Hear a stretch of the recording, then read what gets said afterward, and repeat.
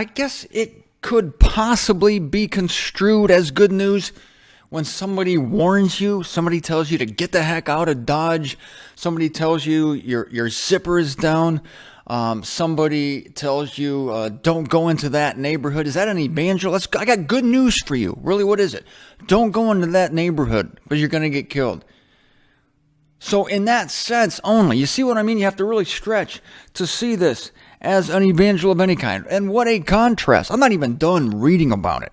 What a contrast between our message, our evangel. I mean, this is one of the most primitive and basic of all evangels, this Aeonian evangel. And I perceived another messenger flying in mid-heaven having an Aeonian evangel. Aeonian.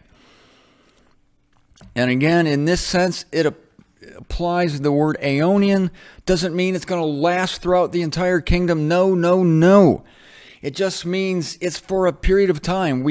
Every time we see that word Aeonian, we automatically protract it, and we should contract it. And we ought to look at the context every time, because this is a word that depends on context for its not its meaning, but for its own time period, what time period it applies to. So where was the joy and happiness where we left off here? Fire and sulfur, we covered that. I'm going to be having my indignation on you if you take the mark of the beast. That's an evangel. Okay, I guess you could kind of think of it as an evangel. Fumes of their torment.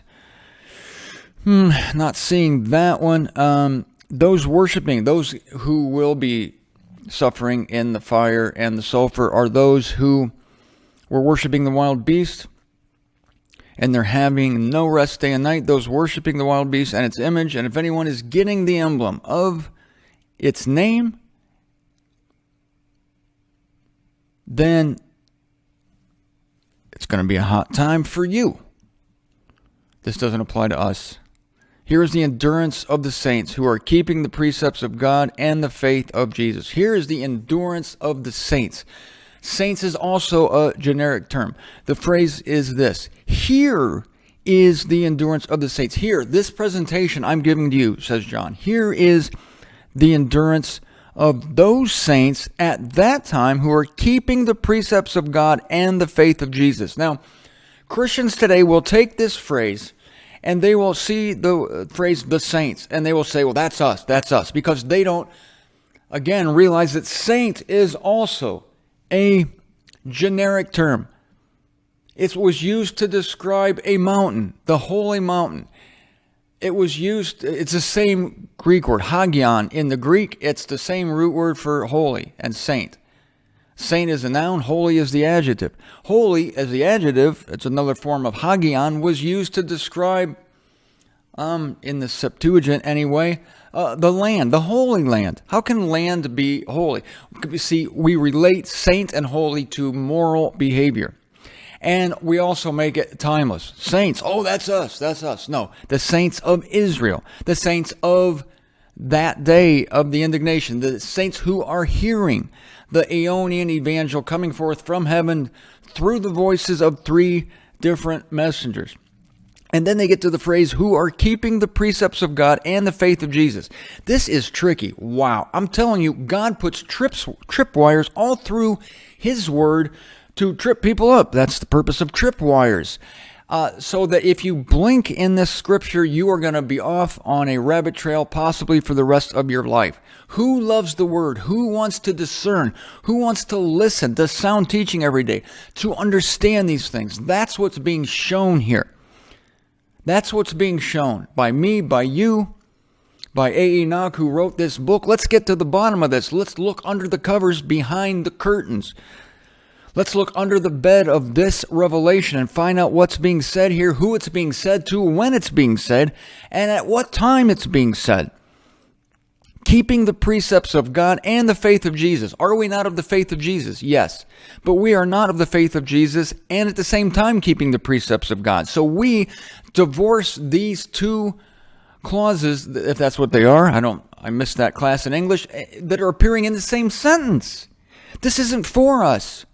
Oh, Martin, you're saying that we're not of the faith of Jesus. Yes, but I separate that from keeping the precepts. This is not a generic exhortation to all believers, to all saints of all time. And don't let the word Aeonian throw you off. Don't let the word saint throw you off. Don't let the word precepts throw you off. Don't let the words faith and Jesus throw you off, because they could do that here. I mean, Jesus, he's talking about Jesus, but there's the Jesus who's the minister of the circumcision, as Paul verifies in Romans 15:8. Jesus Christ has become a minister of the circumcision to confirm the patriarchal promises. That's Jesus. But Paul says, if we have known Jesus according to the flesh, he says this in 2 Corinthians chapter 5, then we are to know him so no longer. So now we also worship Jesus, but not the Jesus that appeared to the nation Israel. We sure don't keep any precepts. But then precepts might be generic too. I hesitate to do these live studies. Paul could very well mention the word precept. But again, you have to parse the word precept, because there was the precept of the Ten Commandments and there was the precept of, hey, your taxes are due on April 15th. That's a precept, all right? It's not the Mosaic precept. So even that word is generic. Oh, I see the word law. It must be the law of Moses. No. Adam had a law in the garden. It was don't eat that fruit from that tree. That was a law. It wasn't the law of Moses. Paul has a phrase called the law of grace and the law of sin and death. These are figurative laws. Oh boy, what word was I going to look up? Precept. Yeah, the word precept. I was going to say earlier that Paul would not use the word, we don't have any precepts. But now I'm thinking that Paul probably does use the word precept. It seems like I've seen it, but it's not the precept of Moses.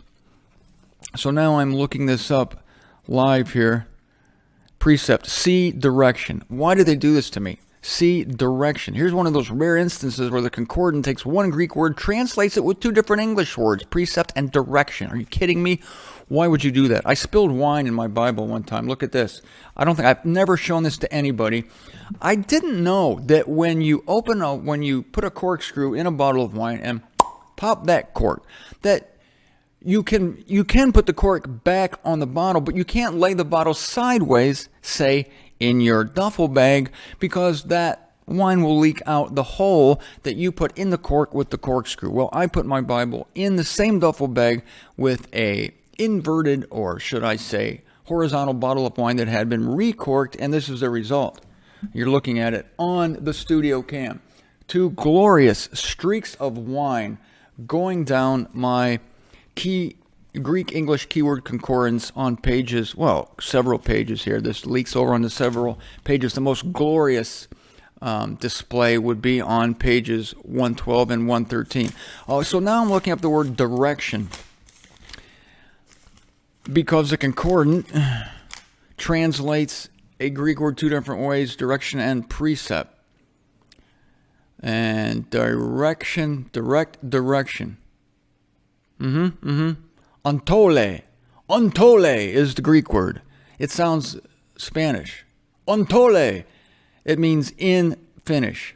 It was translated direction and precept by the concordant version. Keep the precept, Matthew 19.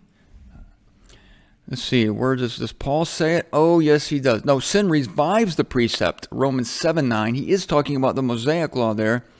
The precept made Paul an inordinate sinner, Mosaic law. The precept for life, Romans 7:10. He talks about a holy precept. Okay, is there any precept? First precept with a promise. Ephesians 6:2.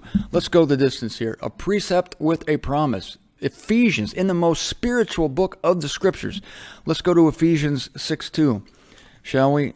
Live here on the Revelation series. Thank God we're in Ephesians, right? I guess I'm just looking for an excuse to get away from the Aeonian Evangel, because I'm not impressed with it. It's not my Evangel. Ephesians 6:2. Children, be obeying your parents in the Lord, for this is just. Honor your father and mother, which is the first precept with a promise. Okay, he's still talking about the law of Moses. But he's passing it on to people to do. So it is a precept of Paul, obey your parents, but he's not putting it forth as Thou shalt obey your parents. So I'm happy about that. So back to, how much time we have? Yeah, back to the text here. And I haven't even started commenting. Well, I have started commenting on it, but I'm still doing the overview. Keeping the precept of God, the faith of Jesus. Boy, I went off on a tear there, didn't I? Verse 13, these are, thank God, this is the last verse concerning the Aeonian Evangel. And I hear a voice out of heaven saying, write. And here's what John was told to write, quote, happy are the dead. Talk about it.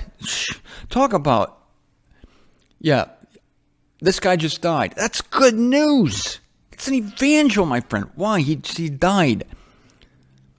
Well, happy are the dead who are dying in the Lord henceforth. Yea, the Spirit is saying that they will be resting from their toil, for their acts are accompanying them.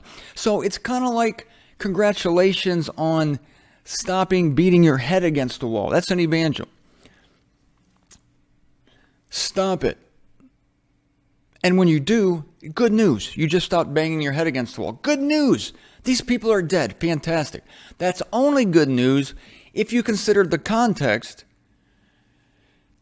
that there is wholesale death and killing and persecution and fire and sulfur going on at this time.